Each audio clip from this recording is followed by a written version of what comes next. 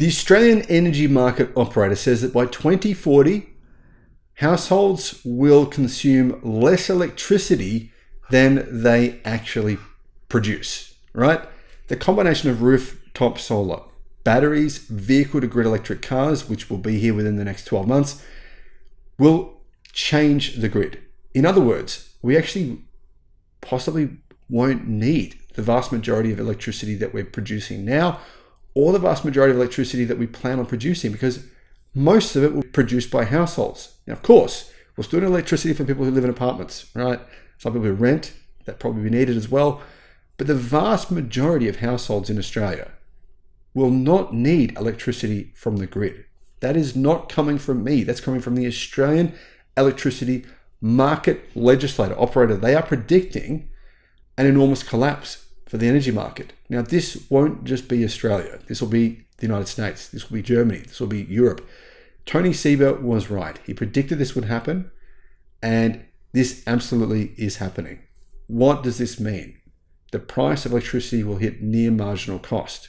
I know a lot of people are in denial about this. I've received a lot of criticism for supporting Seba's claims that electricity prices will hit near marginal cost. What exactly is near marginal cost? Near marginal cost means that the price will be so low, it won't factor into your thinking. You won't think, should I turn on my my air conditioner? Should I plug in my EV? The price will be so low, you won't even think about it, right? It'll be like the price of water. Water costs almost nothing. Right? It's very, very, very cheap in most places. Of course, that's not the case everywhere, but the point remains. This is what's going to happen. Now, the 10-year outlook shows that, well, currently right now, if you look at the amount of electricity being created by households already, there are some days where it's hitting nearly 50% for all of Australia. Some days where solar hits nearly 50%. But of course, huge amounts of that are being wasted. Enormous amounts. Pretty epic stuff here, guys. We are right on the cusp of an absolute revolution here in Australia. We are curtailing, wasting hundreds of millions of dollars of electricity here. Yes, not as much as Germany's wasting. Some other countries are curtailing or getting rid of even more, but all of that's about to change. In fact, what is amazing is that demand for electricity hit an all-time low, as in we're talking, it hasn't been this low for more than a decade. You know, our population has grown. We have all these electric cars. Apparently that's going to wreck our grid. There's going to be so many people having to charge their EVs that this is going to increase demand enormously. But because so many people don't have solar, that's actually not happened at all. In fact, renewable energy just hit a new record, and so did this other thing. The amount of energy we wasted, as in curtailed, didn't use, just got rid of.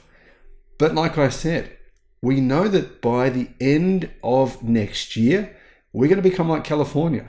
And all that energy we are just wasting will be transformed. It'll be used in the evening peak instead of coal power, instead of gas turbines. Hello, my friends. Welcome to the channel. I'm Sam Evans. You're watching the Electric Viking. Isn't this phenomenal? Great to have you with us. And honestly, you know, I guess I sound hyperbolic because I'm pretty excited. My solar system here, by the way, produced today, it's a pretty big solar system. It was producing an average of between 10 o'clock and 2 p.m. around about 16 kilowatt. 16. Yeah, that's amazing. All right, per hour. That was the average per hour. So, guys, we're looking at many people, many other people like myself, many people that I've met are installing big solar systems. The solar systems are getting bigger. There's more of them. We now have more than 4 million households in Australia with solar systems.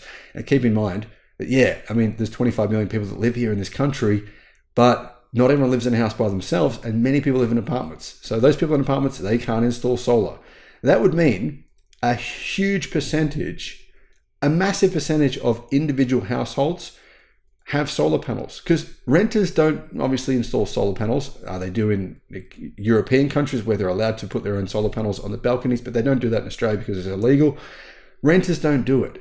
That means of actual home buyers, people who are living in the home that they're paying off or they own that house, I believe it's around about 40% of all people who have their own house have solar systems. And that's transformed the Australian grid. Now, right now, the media is saying a lot of negative things. They're saying, well, The US media even are saying this, Australia has a problem, too much solar.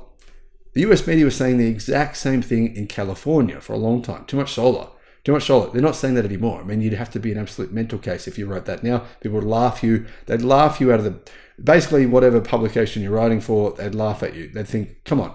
I mean, California's a revolution. I mean, look what happened.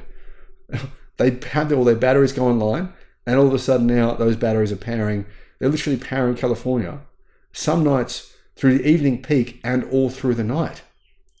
The primary source of energy there, when it's not the daytime, is now batteries. So it's a revolution, and that is about to happen here in Australia. We have some of the biggest batteries in the world being commissioned, being built right now. There's a couple of batteries being built here where I live in Newcastle, mega batteries. One of them is one of the 5 biggest batteries in the world. We have batteries being built in Queensland, numerous, Victoria, numerous, Sydney, numerous, Western Australia, even bigger, enormous, biggest battery in the world is going in Perth in Western Australia. One of the 5 biggest batteries will go in there as well. It's going to be an absolute revolution, and all this solar we're wasting, curtailing, is going to be used. Here's the thing, guys. Have a look at these prices for electricity, right? Average prices across the main grid for electricity in Australia last week were minus $30 a megawatt hour. A megawatt hour, minus $30.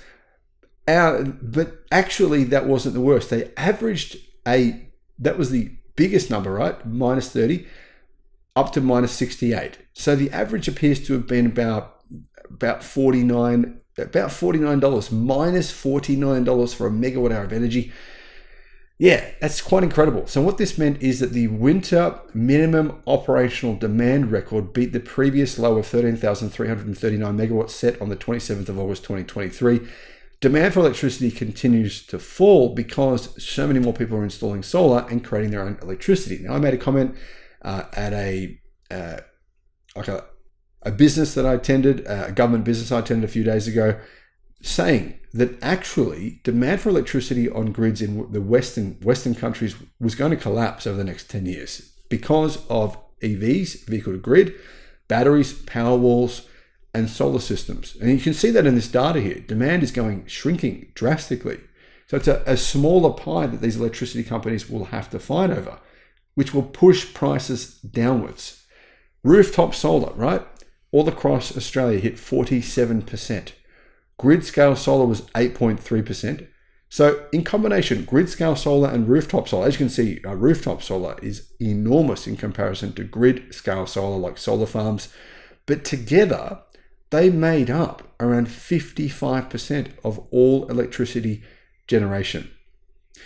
Give it about 18 months, and we're going to see a revolution here in Australia. I believe coal plants will probably shut down much faster than what's been predicted. I don't think people really anticipate what's about to happen. Now, keep in mind, we have just discovered over the last few months that all Tesla vehicles being sold now actually are capable of vehicle to grid. That's true.